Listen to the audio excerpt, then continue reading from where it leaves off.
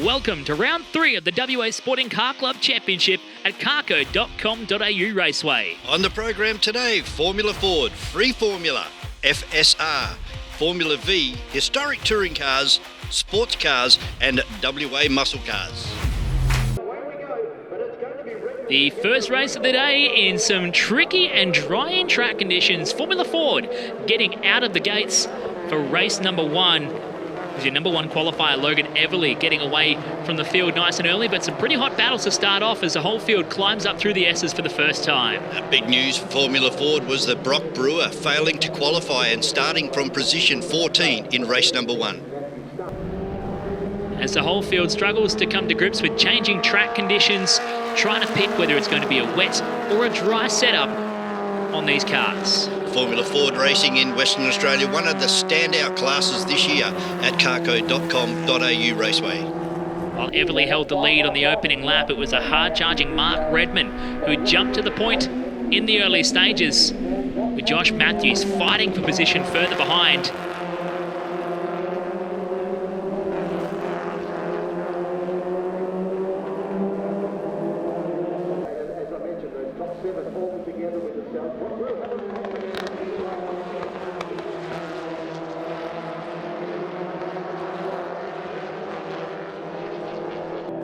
Line astern as they head up through the S's for the third time. Still a really close battle up the front with a battle pack of 7 developing. Redman doing everything he could in the early stages to try and hold on to the race lead from Young. Everly pouring on the pressure as they head down the hill towards turn number 6. He pulls to the inside with a last-minute snap decision. Everly on the defensive as they came down the hill towards turn 7. A lock-up under brakes, though, put Matthews into his rear gearbox with some nose cone damage. That allowed Redman to get back in front. Still this battle raged with Josh Matthews now out in front, coming under attack again as they headed down into turn number 6. Nose cone about to dislodge from Josh Matthews' car as we get a good view of it down into 7. Later in the race, after a late safety car saw the nose cone depart from the vehicle, but Logan Everly proving too strong here in race number 1 for the Formula Fords, coming home over the top of Mark Redman in second and Joshua Matthews in third. Race 1 for FSR and Free Formula, and what a great getaway from Bill Norman straight through the middle of the front row in the Rolt RT4, closely followed by Alan Jones, car number 85, the Rolt RT5. Great start from those two, splitting the radical that was sitting on the front row of the grid with Stuart Burns and the F1000 of Cameron Burns, who'd qualified on the front row with the FSR cars.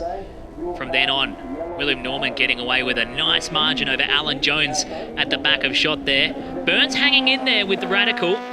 Again, another tricky track condition greeted them. At least the sun was out at this point of the day. Radical, quite nice to drive in the wet, according to Stuart Burns, with the extra weight and the extra downforce on board. As we catch Alan Jones heading up through turn number 4 and across the blind right-hander at 5. And a great battle with some of our older Formula Fords, with Glenn Swarbrick in the borrowed Marty Bullock Palisar, car number 71. Some great battles you can find through this field as Will Norman started to make quick work, finding his way through the field, putting a lap on a fair majority of the cars here in FSR and Free Formula. Norman making short work of Bob Creasy here in the Rolt RT1, storming his way to the finish in the first race of FSR and Free Formula. So as Bill Norman takes the win from car number 85 of Alan Jones and Lance Carwadine. In FSR, the win goes to Stuart Burns over his brother, Cameron Burns. On to Formula V for their first race of the day, with Mark Pickett taking an impressive pole position by over 1 second in the morning qualifying session. He leads the field away from pole, with David Casely joining him on the front row of the grid.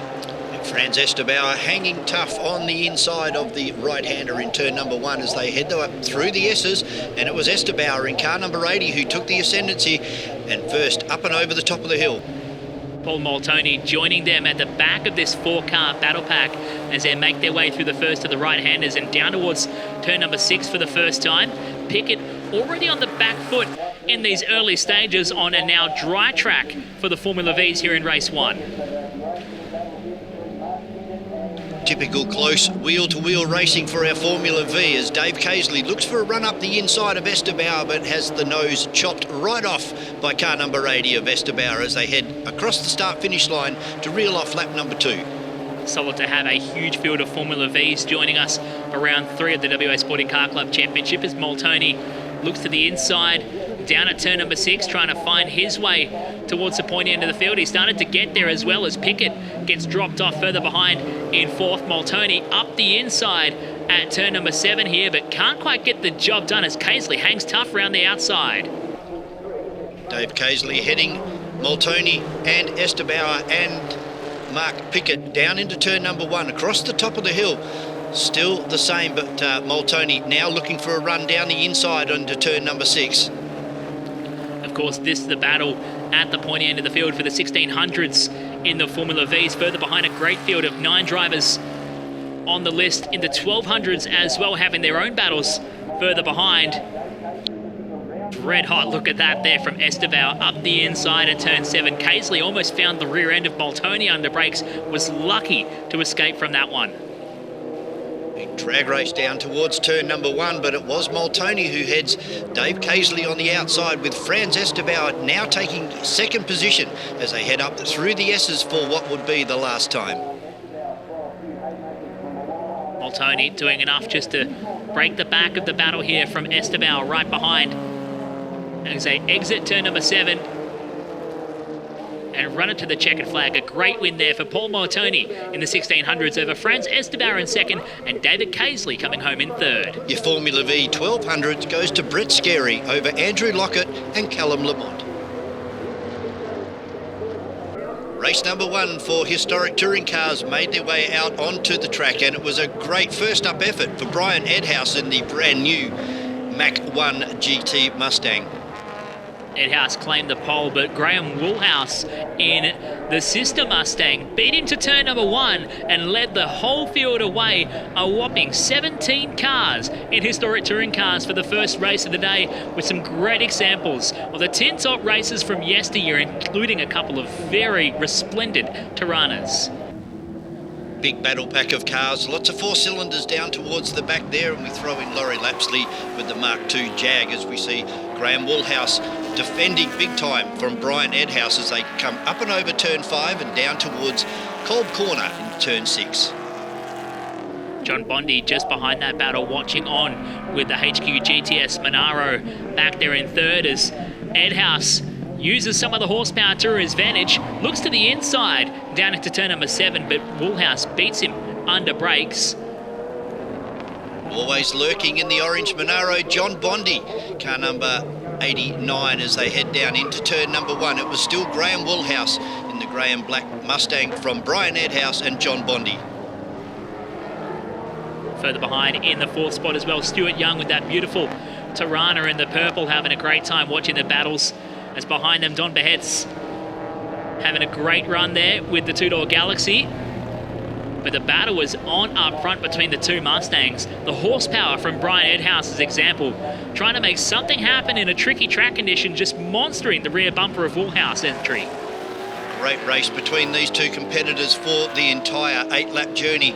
As they head down into turn number 6, it was still Graham Woolhouse. An unfortunate ending for the returning of Mick Moylan in his 7-litre 427 cubic inch Ford Falcon Galaxy as he heads up and over the top of the hill, and he would retire as we catch up on Mike Kozieraski, unfortunately burying it down there in turn number 6. That brought out a safety car and we were neutralised. Only a short period under the safety car for our historic touring cars before we were able to get back underway with the remainder of the racing. It was going to be a 1-lap dash to the finish as we pick up on the cars coming across to greet the green flag. It was still Graham Woolhouse from Brian Edhouse and John Bondi trying to get up the inside of Edhouse into turn number 1. Remember, this was a 1-lap dash to the finish. The only lap that these cars could get under green flag to get to the finish. It was going to be all about who could get there using the horsepower to his advantage. Brian Edhouse looking very strong as they made their way around the right-hander and down into turn number 6. He gets the power down and has a little peak on the entry to turn 6 here, but backs out of it, tucks back in behind Woolhouse for second. Over the top of the hill, it was all Brian Edhouse. Unleashed the power of that brand new Ford Mustang. Nothing defensive here on the exit of turn number 7. A bit of a drag race with Graham Woolhouse to the finish, but it was all Brian Edhouse from Graham Woolhouse and then John Bondi. On to race 1 for the sports cars and WA muscle cars. Mark Cirillo starts off pole after taking a brilliant top qualifying position in the tricky early morning conditions to lead the field down into turn 1. Got Mark stepping up from Formula Ford. This is his debut with the sports cars, and what a way, leading up through the S's on your first lap with Walter Epple and Richard Bloomfield bearing down on the back end of that beautiful brand new Porsche. The sports car class dominated by a flurry of Porsches on this day as Cirillo leads away on the opening lap. Epple breathing down his neck quite heavily at this early stage, with Richard Bloomfield a little bit further behind, somewhat seemingly struggling with the car and the conditions in the early stages. Cirillo coming under attack now from Walter Epple, and it all went very, very wrong for Mark Cirillo. Car number 5 loops it to the inside of the racecourse. As he spun to the inside of the circuit, we go on board to check it out from his perspective. Just gets on the power on the exit of turn 7 and around she goes.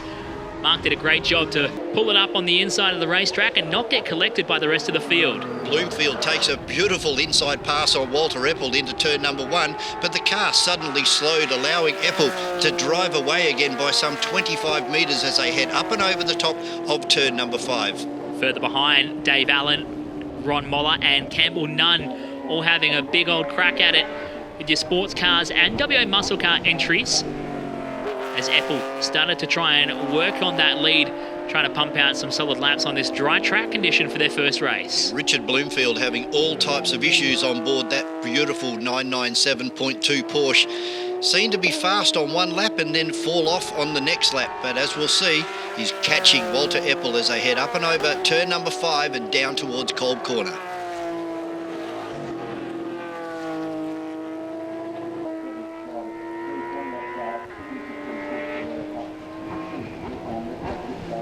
Bloomfield definitely starting to close the gap on Walter Epple, who has the advantage of ABS brakes on board his Porsche.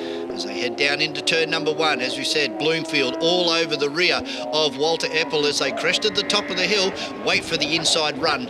Up the inside of Walter Epple goes car 57 of Richard Bloomfield. It was very opportunistic, very late on the brakes, using the top end speed advantage there for Bloomfield, who got the nose in front to grab the lead late in the race and had to hold things out up the inside to defend into turn number 1. Bloomfield getting back in front in the closing stages of the race. Walter Epple had no answer for him.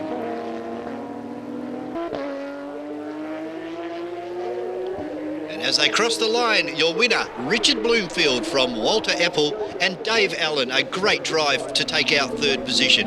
And Ron Moller bringing it home with the WA muscle cars. Race 2 for Formula Ford saw Logan Everly on the inside outgun our other competitors down into turn number 1, with Mark Redman, Josh Matthews and Brock Brewer taking the lead as they head up through turn number 4 for the first time.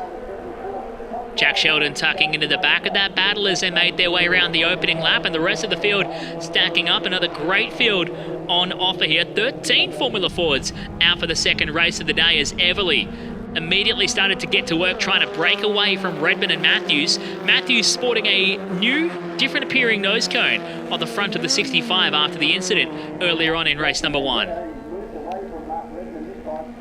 Typical Formula Ford racing here at carco.com.au raceways. We see Brewer take the initiative straight underneath Josh Matthews. It was a very solid move there from Brewer, grabbing 3rd spot, and now with the eyes forward, looking at the rear end of Mark Redman as they made their way down into turn 1. The iconic all yellow of Josh Matthews now changed up slightly with the silver nose cone having to be bolted on after the nose cone was displaced earlier on. Everly already trying to put on a pretty hefty gap to the rest of the field. Redmond now under a huge amount of pressure as Brewer looks to the inside, climbing the hill up out of turn number 6. Tries to get the aerodynamic advantage, tucking back in behind him, and put on a very valiant challenge under brakes down into turn 7. But it wasn't to be as Mark Redmond swings the car straight across the front of 57 and maintains second position with Brewer in third and Josh Matthews in fourth. But could anybody do anything about Logan Everly? Already the race 1 winner and looking good for race 2 as we are neutralised under a safety car. The field falling behind the safety car for a period of 3 laps here in race 2 for the Formula Fords, while the officials neutralised the race and dealt with what was necessary to get us back underway in safe conditions. Everly stacking the field right up on the restart, heading down into turn number 7 as everyone glued to each other bumper to bumper, and we went back under green flag racing for the second half of this race. Down into turn number 1 still, Logan Everly from Mark Redmond coming under attack from 57 of Brewer, who takes over second position in turn number 1 from Mark Redmond, Josh Matthews. A great opportunistic move there from Brewer to grab second place and caught Redmond well and truly off guard, heading down into turn number 1. That puts Redmond back into the third spot. Everly unchallenged in the race leaders.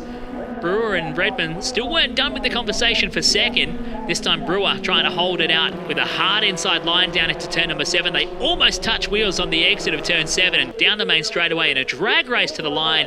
It was Logan Everly claiming the win in race 2 for the Formula Fords over Mark Redmond and Brock Brewer, who we caught up with after the race. Here with Brock Brewer from the Key Produce Okie Dokie car. After race 2, it was an impressive run from the rear of field. How are you feeling with your day so far? Yeah, it was a bit mixed, but race 2, very stoked with that. Couldn't work that the guys put in after qualifying to get the car out. We left it right to the very last seconds down in pit lane, which we're lucky enough to get out. Thought it from the back. Any positions forward was always going to be a positive, but managed to grab 4th, so I'm stoked with that. All the points matters. So over a dozen cars in front of you if you were to find your way through to the top spot. Not quite able to get there, but plenty of passing opportunities out there. There's a lot sort of sending turn 1 and turn 7, but I managed to grab a few people around different parts of the track, which was good. Normally have problems with going half at overtakes, so this time it was just started from the back and all send forward. So tell me a little bit about your recent performances. We've had a couple of mechanicals and able to receive a bit of help from other teams, other cars, but this one looking good so far. Yeah, fingers crossed it stays like it for the last race, but round 1 we managed to win the round there. Had some big mechanical problems in Collie, which is a shame being the first time there and the effort the guys did to get down there. So, but fingers crossed we can get another good result this race and get them as much points as we can. Talk to me a little bit about your change in mindset when it comes to your setup. We're in some transitional sort of weather patterns at the moment. It's not dry, it's not wet. What sort of changes do you make to the car under these sorts of circumstances? It's very minimal just with the roll bars and stuff, but it's pretty much mixed conditions like that. It was dry at the start and sort of greasy towards the end, so all you can really change is the brake bias towards the rear and fingers crossed you got enough grip. A lot of it's going to have to come directly from you in the cockpit, isn't it, at the time? Well, yes and no, So it's all about you got to finish the races to get the points and see if you can get as far forward as possible and make minimal mistakes. As you make a mistake, it's going to cost you a hell of a lot out there. Well, best of luck, mate. Thank you very much. Appreciate it. To the second race of the day for FSR and Free Formula. Some very tricky track conditions as rain started to appear in various parts of the racetrack, but not a totally wet circuit at carco.com.au Raceway. It was all the Rolt RT4 of Bill Norman in car number 3. Got off to a storming start from the Rolt RT5 of Alan Jones. The gaggle of cars making their way, tiptoeing around the first corner on the opening lap here. Norman getting a great gap off the start. You can see him already having a huge margin as they make their way through the left-hander and up through turn number 5 before they disappear back down the hill to turn number 6 with a field of cars lining up further behind and everyone fighting for a bit of track position of their own. Great to see so many of the free formula cars out on the racetrack so we can enjoy the sight and the sound and the smell of the way it used to be. Mixed in with a bit of the FSR field this time as well, being represented nicely by Stuart and Cameron Burns. Stuart third on the racetrack at this early stage of the race here, but Will Norman was already putting in the work, and Stuart actually jumping up into second place behind with the Radical sports car. Stuart Burns making inroads on the back of Will Norman in the tricky conditions until this happened. A spin in turn 4 brought the Radical sports car unstuck. He was lucky not to go too far, buried in the sand, and rejoined the racetrack without actually losing any on-track position. And Stewie Burns was able to make up that time again to be right in the Hewlin gearbox of Bill Norman on the restart, with Alan Jones breathing down the neck of the FSR Radical as they headed into turn number 1 on that drying track. As we go on board, Stewie Burns, car number 13, as we head up through the S's, some great onboard shots of what it's like to drive a Radical around carco.com.au Raceway. This was a one-lap dash to the line here, with the safety car pulling back into the pits, giving our FSR and free formula field one final lap to go racing. Burns had the bit between his teeth in the tricky conditions, monstering the rear gearbox of Will Norman, with Jones right behind as they made their way around turn 6 for the final time. Watch the wheel dance as Burns tries to get on power and fight with Norman for the lead. Even the two cars between classes fighting it out in the tough conditions. Up and over the top of the hill, it was still Bill Norman under brakes. Into turn number 7, nothing Stewie Burns could do. You can see him watching the mirror there because Alan Jones in the Rolt RT5, car number 85, all over the back of Stuart Burns. After a penalty, it was Alan Jones in car number 85 who takes out the win from Bill Norman and Lance Carwadine. And of course, in the FSR field, Stuart Burns taking out the win over Cameron Burns in second. After the race, we caught up with the driver of number 3, Bill Norman. One more race to go, and Will Norman, everybody knows him as Bill, collecting first place on track, but a retrospective penalty puts you back to third. You say if you can't cop that, well, you shouldn't be racing. Exactly. It's just one of those costs of doing business, if I can put it that way. I love my racing. I started racing 60 years ago, truly 60 years ago, and I still love it. This is the greatest car I've ever owned, absolutely far and away the best car I've ever owned, and it's such a joy to drive, whether it's raining, whether it's dry. Not a lot of power, but wonderful handling, wonderful steering, wonderful braking, and this is a lovely track. We see a curb weight of 500 kilos. You went out in an earlier race with ball tyres, slick tyres, and it was a bit of a handful, you were saying. Very throttle sensitive. It was a hell of a handful, but still a lot of fun. And of course, the challenge of keeping it on the track and winning the race when your tyres are wrong is greater, and it's even more fun and even more satisfying. A limited amount of downforce at your disposal, but better than some of the other Formula cars out here. How does that help in these wet weather conditions, if at all? Much less than normal, because your speed is lower. Because your speed is lower, your aero is much less effective. But yes, aero is just wonderful stuff. You know, I recommend it to anyone. It's a beautifully turned out car. This car has some heritage. Tell me a little bit about the background. Well, it started off in the United States in 1982 and won at some famous tracks in the United States at Laguna Seca and Riverside. Had a really good career over there. Then it went over to New Zealand, raced by some nice people in New Zealand, and luckily they decided to sell it to me. Beautiful. Best thing I ever did.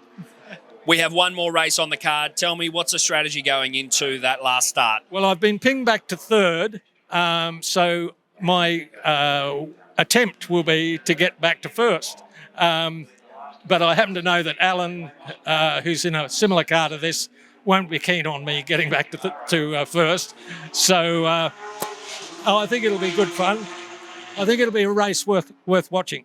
Well, best of luck. One of the happiest guys here in the pits at carco.com.au Raceway, Bill Norman. Race number 2 for Formula V here at carco.com.au Raceway. A great side-by-side start from Paul Moltoni with Franz Esterbauer, unfortunately pushing the envelope on a greasy track and ending up in the sandpit in turn number 1. The whole field going on by as Franz kept his boot into it in the sand trap and managed to extract the car by himself, but joined the back of the train of cars making their way up through the S's as the rest of the field starting to try and figure out where the grip and where it is and isn't around carco.com.au Raceways. The track was pretty greasy and a little bit damp to start off this race. Ed Casely getting a great start and already opening away from the rest of the field as they made their way over the hill for the first time. It was an immediate off there for Ross Murray and Simon Bates on the opening lap of the race as well on the exit of the S's.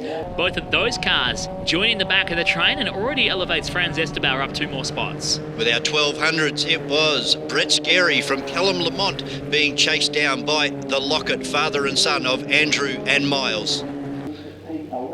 So we pick up on the cars coming over the top of the hill now with Paul Moltoni coming under attack from Mark Pickett in the borrowed Mason Leg car for this weekend. No one game enough to try and make any of the moves happen as Pickett grabs second spot, taking the opportunity that he could on this greasy track. You can see there's not too much water coming off the tyres, but it's very slippery on the surface of the racetrack, and the indication there with the spray that Pickett throws up through the painted line, and the cars slipping and sliding on their way out of the exit of turn number 7, even onto the entry of the corner as well. Callum Lamont getting caught up on the outside and just being missed by the rest of the field on his first spin of the race. He wouldn't be the only one to unfortunately loop it at carco.com.au Raceway, a very tricky racetrack now, and we're going to see the rain really start to tumble towards the end of this race. Further behind, plenty of battles still going on as drivers struggled to get to grips with the lack of grip as another spinner on the exit of turn number 1. That was a 57 machine of Rod Maynard getting caught up there and luckily getting missed by the field as they came through. That's all Dave Casely, a good 150 metre lead over car number 6 of Paul Moltoni as they crest the top of the hill.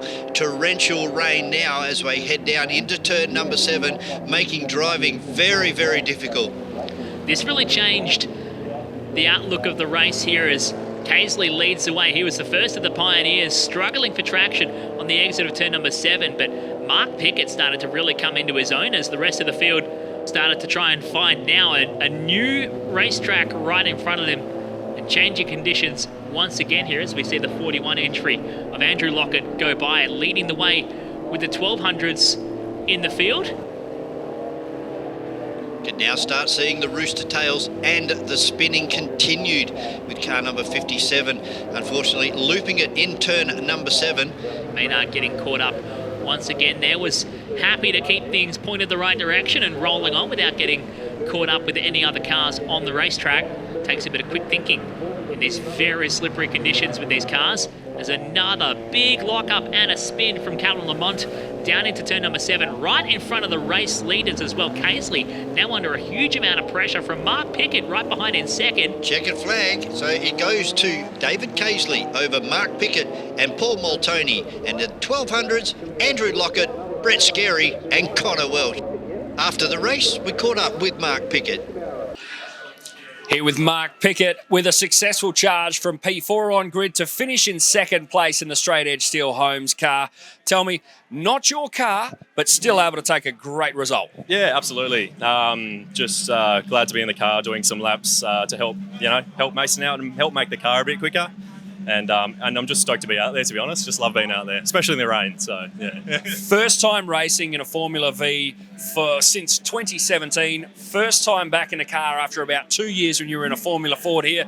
Tell me, how's it feel to get out there in some questionable conditions? Yeah, it's, I don't know, kind of a bit of muscle memory, to be honest. It kind of comes back to you in similar open wheel style of car. So, it's always going to be skaty. But, just more or less muscle memory, to be honest, and it just comes back to you, and I just love it, to be honest. Run me through your day so far. A great qualifying session, didn't you?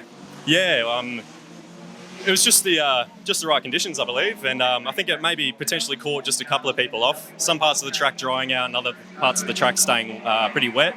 But yeah, just charged on, and yeah, really glad to receive the pole position result. Yeah. Tell me a little bit about how you change either the setup of the car or the way you drive these things when it decides to bucket down on you. When it decides to bucket, you just pump up the tyres a whole heap, and besides that, I don't touch anything else in the car. We don't do anything.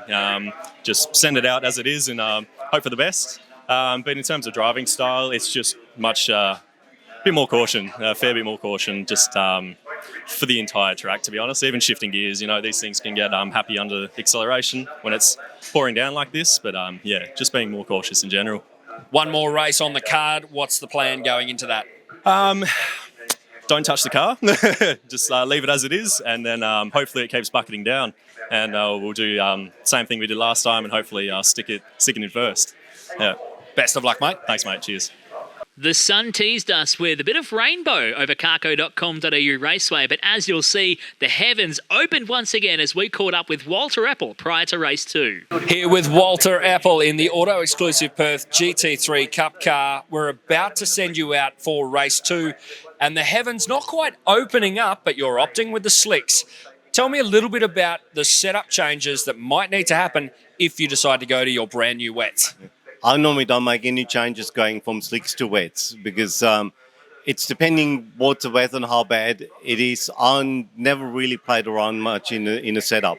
I've got an adjustable rear sway bar I can play with, but apart from that, I'm not planning to do any changes. I really haven't had too much experience on this thing in a wet. So my old cars I used to have, I just turn the rear suspension up, but here, I don't. I just got to go out there and have fun. Race 1, you started from second place, finished in second place. A driver from position 4 goes through for the win. Tell me, how are you looking at race 2 in terms of strategy? Just go out there and have fun, basically. Yeah, and just try to stay on the track. Tell me a little bit about your qualifying performance today. Were you happy with it? Was there somewhere you could have improved? I was fairly happy with the times I've done because the track was kind of slippery and not rubbered up. But was a bit disappointed being beaten by the new guy in the 991. I was really surprised with that. But look, that's qualifying. But yeah, racing was a different ballgame. We're looking forward to seeing how you go in this next race. Okay, thank you very much. Race 2 for the sports cars and WA muscle cars. We start things off on board with Richard Bloomfield in the Porsche on the front row of the grid as we get ready to go racing. You can see how wet it is at carco.com.au Raceway and how much you can predict these cars are going to struggle in these conditions. As Richard gets away from the start, Walter Epple getting off to a blinder of a start though, gets in front well and truly on the way down towards turn number 1, puts the pressure on Bloomfield to try and respond. Lots of right-hand lock on the Porsche for Bloomfield. Right-hand lock turns to left-hand lock and around we go. A great shot on board the car. We get to see it again from outside the vehicle from our turn 1 vantage point. Watch this here from Bloomfield in second. He's holding it hard right hand down through turn number 1. Gets into the power and has a very slow spin that snaps on him in the tricky conditions right in front. A trio of Porsches. Gets away with it not to be cleaned up. And that gave the lead to Walter Epple, who streaked away from the field as they headed up and over the top of the hill for the first time in some very wet and dark conditions here at carco.com.au Raceway. Dave Allen and Campbell Nunn having a good little battle there towards the rear of the field as we see Dave Allen coming out of turn number 6 now, up and over the top of the hill and down into 7.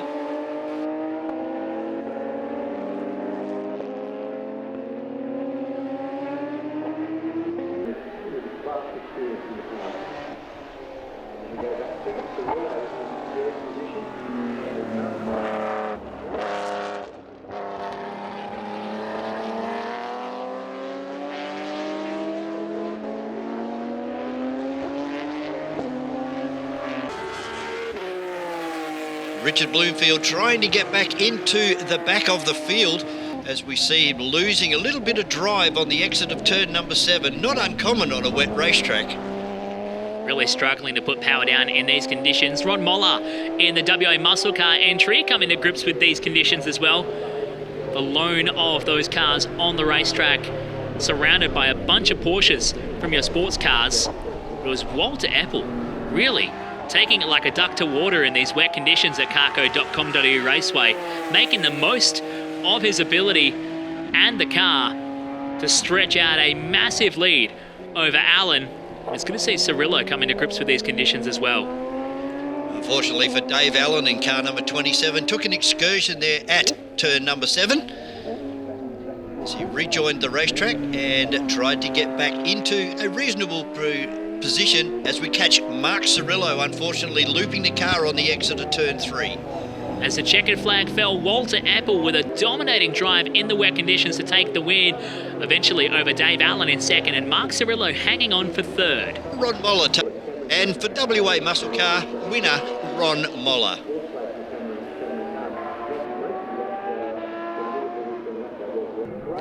Onto Historic Touring Cars for their second race of the day. A damp and slippery track greeted Edhouse and Woolhouse from the front row of the grid. It was Graham Woolhouse getting the jump on the field and grabbing the lead into turn 1, followed by Edhouse in second and Stuart Young in that Tirana, getting to grips with the slippery track in third.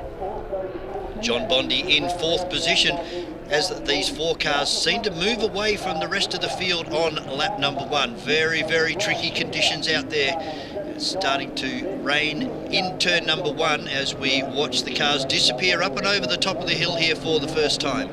The wet conditions really throws a cat amongst the pigeons in this historic touring car field. Suddenly the underpowered cars that can't really compete with the big horsepower entries have a second lease on life, as you see Young in the Tirana challenging Edhouse in the big Mustang, trying to put the pressure on him down into turn number 7 as Edhouse just struggled a little bit with the slippery conditions.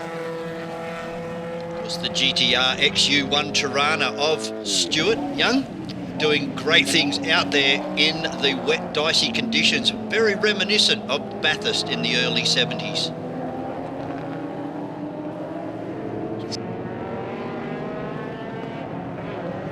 You get a spinner on the exit of turn number 7, the 90 entry of Anthony Gain going for a wild ride, kept his boot into it and a couple of loops before rejoining on the main straightaway deeper in the field. Such is the tricky conditions. You can see it in the back of this shot here of the spin once again as we pick up on the 79 of Edhouse, falling behind a position now to Stuart Young in the Tirana, who's starting to charge his way up through this field. Unfortunately for Anthony Game in the Hillman, lost it on the exit of turn number 4, which brought out the safety car. The safety car neutralised in the race for a short period throughout this second race for the historic touring cars. That bunched the field right up again and allowed some of those more underpowered cars to get closer to the big horsepower cars before we got to the restart under very heavy raining conditions. See the rain really starting to belt down here at carco.com.au Raceway. As the green flag flies, it was all Graham Woolhouse from Stuart Young and John Bondi. You can see how much wetter it has become at the restart of the race there. And the Mustangs of Edhouse getting a little bit sideways on the exit of turn 1. Here's the Galaxy going for a wild ride through the S's and just parks against the concrete wall. This is the move for the lead for Stuart Young down the inside in the GTR XU1 of Graham Woolhouse, car number 86, side by side into turn number 1. Young just later on the brakes and drives the GTR XU1 right underneath the Mustang. Bondi further behind in third, watching that move happen and not able to make anything for himself here as your lead trio breaking away from the rest of the field by a considerable margin, but taking full advantage of the heavy and wet conditions. Young started to really open up the taps as Bondi now seizes his opportunity and pulls to the inside, climbing the hill, and holds that out on the run down towards turn number 7. Woolhouse on the brakes very, very early, succeeding second position. But your winner, a great win it was too, for Stuart Young from John Bondi and Graham Woolhouse in third. After the race, we caught up with our race winner, Stuart Young. Here with Stuart Young after a successful finish in the wet in the GTR XU1. Stuart, a great race starting P4. You find yourself finishing in P1. Yes, very happy. In the wet, the car's really good. I can't beat the V8s in the dry, but in the wet, it's a different story. It stops really well in the wet, goes around corners, so I'm absolutely wrapped. The shorter wheelbase cars in the wet, like we saw just then, they're a little bit twitchier. You've got to be careful, but you have that lighter curb weight. You can get off the corners a lot easier. There's a definite advantage there, which you put to your to good use. How did you find the competition? How were those passing manoeuvres? The passing was I found it quite easy because I had good grip, but with this car, it's very snappy on the power, so you just got to try and squeeze the throttle, otherwise it'll just arc up and throw you sideways. So I'm just gently trying to squeeze the throttle on, and I noticed the V8s are going like this, they're trying to do the same, and that's where I managed to get past a couple of them. Their wheels spinning and going a bit sideways, and I can keep the car straight and just get a bit more drive. So. First race win since last year in Collie. It's got to feel good to come through with a big P1. Absolutely wrapped. My wife said she could see the smile on my face without taking the helmet off. And you've got a small but dedicated crew here today, haven't you? I have. My wife, Jill Young, she comes to every race meeting and she's never missed a race since we've been together for 11 years. And I just want to give a shout out to my mechanic, Peter Clark, who built the engine, transmission and diff in this car. He normally comes to every race, but his wife made him go away for the weekend. Well, sometimes you've got to have a break. Tell me, we have one more race left in the historic touring cars here at round 3 for the WA Sporting Car Club Championship. What's the plan going into that race start? I'm hoping it's going to be raining and I don't have to change the tyres because that'll give me a definite advantage. And just a matter of getting off the line with that wheel spin. Like, it's even then, just start trying to feather it. Don't rev it up, just take off normally. So, yeah, if I can keep that position, I think I should be pretty right. Well, Stuart Young looking to take another win in race 3 for the day. Race number 3 for Formula Ford on the track here at carco.com.au Raceway, and an outstanding start in wet conditions for Mark Redmond. He got off to a blinder over the rest of the field. Logan Everly into the second spot on the opening corner as Brock Brewer tries to drive around the outside of Jason Yude heading up towards the S's, tucking in right behind Josh Matthews as they made their way around their opening lap of the race. Some fantastic open wheel racing at carco.com.au Raceway by the Formula Fords. As we see Matthews all over the back of the competitor in front, which is Logan Everly. Looking for an inside run on Logan as they drop down into turn number 7. Car number 65, Josh Matthews up into second. It was a great move on the inside of turn number 7 as they struggled to deal with the very tricky conditions. It's been the phrase of the day here for round 3 of the WA Sporting Car Club Championship at carco.com.au Raceway. The sun was out, but the wet weather was still well and truly present as Matthews looking for a move again on Everly down into turn number 1, but Redmond holding a very solid lead in the opening couple of laps. 4 or 5 car lengths as they head up and over the hill in a little bit of sunshine, which was very unusual for our day at carco.com.au Raceway as we pick up on Brewer and look at that weather. Atrocious conditions out there. Brock Brewer making his way through the field. There's a couple of stellar moves that he put on at the start of the race to get through. As you can see, the conditions, just the absolute downpour that comes down. These open wheel cars in the rain are no fun to drive, but it makes for some exciting racing as we fell under safety car conditions in the middle portion of the race, neutralising the field and bunching everyone back up once again.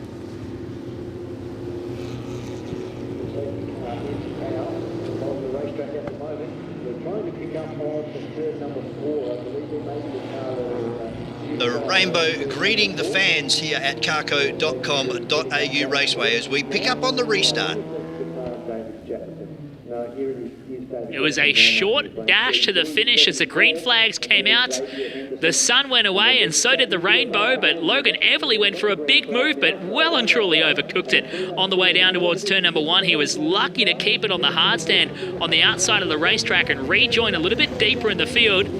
That allowed Mark Redmond to grab the race lead once again. From Josh Matthews and Brock Brewer, they really broke away from Logan Everly after his near miss up there at turn number 1, but Brewer looking for the outside run all over Josh Matthews as they headed down into turn number 7. Can we see an outside pass? We know that there is grip out there on turn number 7, especially in the wet. Car number 57 just drives right around the outside of sideways Josh Matthews. Matthews very lucky to recover the car right up against the exit curbing at turn number 7. He slots back into third and has to watch here as Brewer was pushing very hard in the very touch and go conditions in the closing stages of the race. Mark Redmond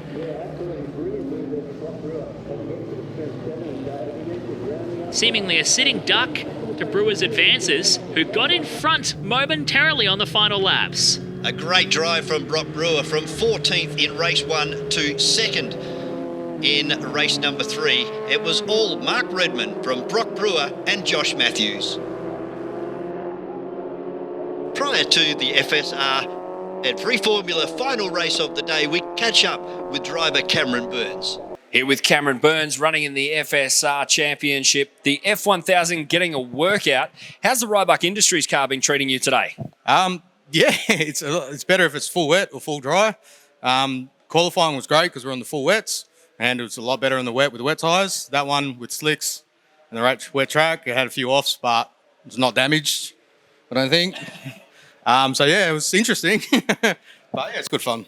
How do you approach those sorts of changing conditions mid-race as a driver? What can you realistically do aside from hold on? It's more what you feel confidence in them. If we had more tyre temp or a bit more running before it rained, you can go through a fair bit of wet before it actually starts sliding on you. But because it was so early in the race, there's no temperature in the tyres. And then when we had no temperature in the tyre, we went through off and almost crashed the car.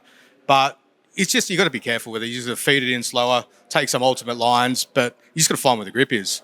And also where everyone else is, because if someone comes down the inside on wets, you just got to be careful. These GSXR 1000 motors, they love to rev, doing everything in the top sort of 25-30% of the rev range. How hard is it to try and keep them, or do you not even try and run them in the power band? You can't run with not being in the power band because it's got a second set injectors like a motorbike. You have to keep it above really about 7,500 to about 11,000. But the gearing on a motorbike is so short, you just go down a couple of gears and you're in the rev range. It's not too hard, but because it's so light with 500 kilos with me in it, it's not like a Radical. The other ones where they're a lot heavier, they generate a bit more tyre temp. So it just takes a little bit of time. You just got to be real careful and no more than about half a turn, and that's it. So driving with finesse, really one of the challenges of the day. Tell me a little bit about how you're going to approach the rest of the day. The heavens have opened up now. We have a full wet circuit out there. I believe you've got one more race for the day. What's your strategy? Pretty much put the wets on. We might put a bit of wing on it, might soften it a little bit. And that's really about all we can do in the short time frame we've got. Put some fuel in it, make sure it runs. Just tyre pressure pretty much with the wets. Oh, best of luck, Cam. Cheers, thank you very much. FSR and Free Formula getting away for their third and final race of the day, greeted by just a glimmer of sunshine from carco.com.au Raceway. Alan Jones getting an amazing start from the rest of the field as Stuart Burns brings the Radical into second ahead of a snarling pack of Free Formula cars. We catch up on Bill Norman just in front of Ricky Virago in the Lola 492 and Lance Carwadine in the Jane Brabham as they head up and over the top of the hill on a very wet and slippery carco.com.au Raceway. Climbing over the hill on the run down towards turn number 7 for the first time in this race. You can see the spray coming off the cars, making conditions pretty tricky despite the sunshine. It illuminates so much and makes it even harder to see what's going on in front of you. To see just a washcloth rag kicked up onto the racetrack. No harm, no foul for your race leaders as it eventually got kicked back off to the side of the circuit. But look at the margin that your leaders had. Burns and Jones getting away from the rest of the field by a huge margin in the opening stages. Stuart Burns in the Radical, getting side by side with Alan Jones in car number 85. And right into the gearbox, into turn number 1. It was only a matter of time, but unfortunately we went yellow and brought out the safety car. The race neutralised for a short period of time, a couple of laps behind the safety car for race 3 of FSR and Free Formula. From carco.com.au Raceway, we got back underway and it was on straight away. Stuart Burns wanting to get the lead with the grip of the Radical in the wet conditions. A little bit of an advantage to our Radical driver out there in these tricky conditions. A little bit more downforce than the Rolt RT4, car number 85 of Alan Jones. As they squared it up off turn number 7, we catch up with Ricky Virago in the Lola 492 in 3rd position, and Bill Norman back there in the Spray in position 4. Virago having a great run here with that Lola in the wet conditions, taking full advantage of the grip created by the car as Lance Cowardine in the Jane Brabham BT23 kicking up lots of spray in front of Cameron Burns with the Formula 1000. But at the end, when the checkered flag flies, a dominant drive from Stuart Burns to claim the win for FSR from Cameron Burns in the Formula 1000. At your overall winner for Free Formula, Alan Jones over Ricky Virago and Lance Carwadine. A puff of smoke and away we go for the final race of Formula V. A great start from the front row for Casely, who sneaks in front on the run down towards turn number 1. Mark Pickett slotting in a second from Moltoni. And how's this for the 1200cc field? Andrew Lockett jumping up into 4th, mixing it right with the 1600 cars on a very slippery and tricky racetrack. Well, they do say that rain is the leveller, and that 1200 car of Andrew Lockett would go on to take overall honours for the day in 1200cc Formula V. As the whole field pours their way around the left-hander, a couple of interesting choices of racing line, choosing the very far outside of the circuit to try and maximise the run and keep some traction underneath those tyres, as Casely broke away from a hard-charging Mark Pickett in second for the 1600 field. A little bit spread out by Formula V standards as we catch up with Dave Casely and Mark Pickett. We go back to Paul Moltoni, some 50 metres behind, and still in 4th position on lap number 1. Car number 41 of young Andrew Lockett, a sensational effort to have a 1200 up that far in the field. You see the 28 entry of Ross Murray charging his way up the field as well after he found the sand trap on the very last lap of race 2 earlier today. Some great battles going on further in the field as well, with the 1200s getting after it, including this with April Welsh fighting for position with the 11 of Kathy Lisson. So it was all Dave Casely on what was now a drying track as they headed up and over the top of turn number 5. There's still a lot of competitors using what we refer to as the go-kart line. Right out wide there on turn number 4. Lots of grip from the marbles and the sand and all of the debris from the day's racing. As we pick up on our leaders now out of turn number 6 and over the top of the hill, it was still Dave Casely now going to come up on an ailing Vinny Padawanu, limping his car back to the paddock area, and what was a very sketchy place to raise your hand and exit the track here at carco.com.au Raceway.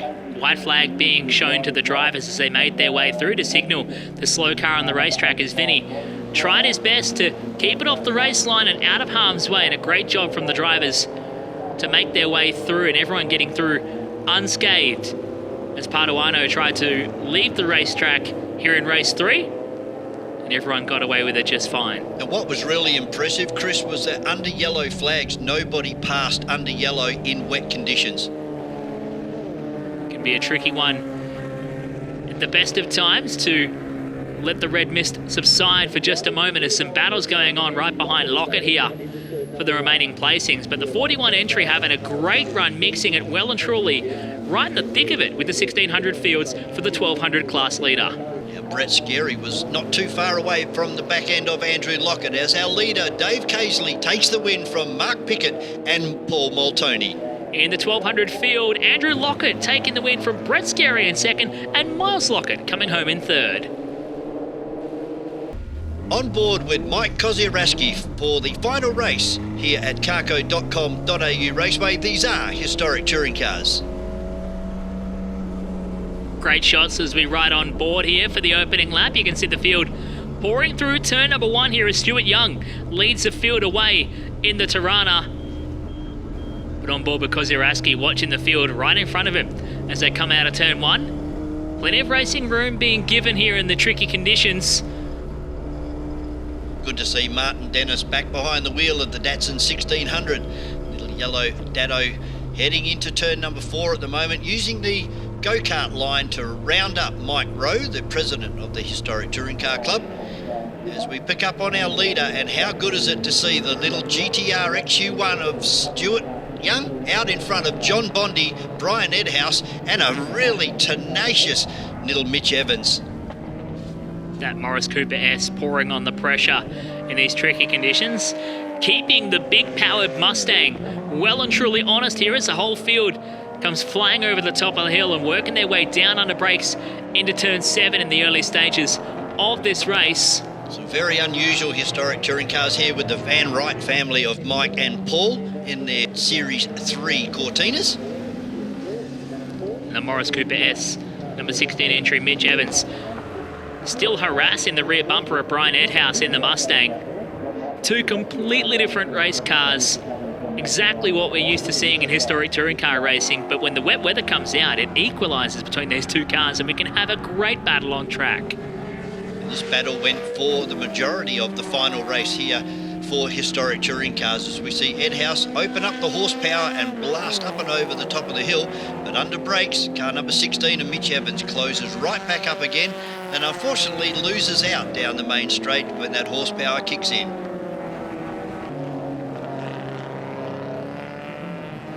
Good to see the 222 of the Galaxy still hanging on here. Don Behetz after a little mishap earlier on in the day.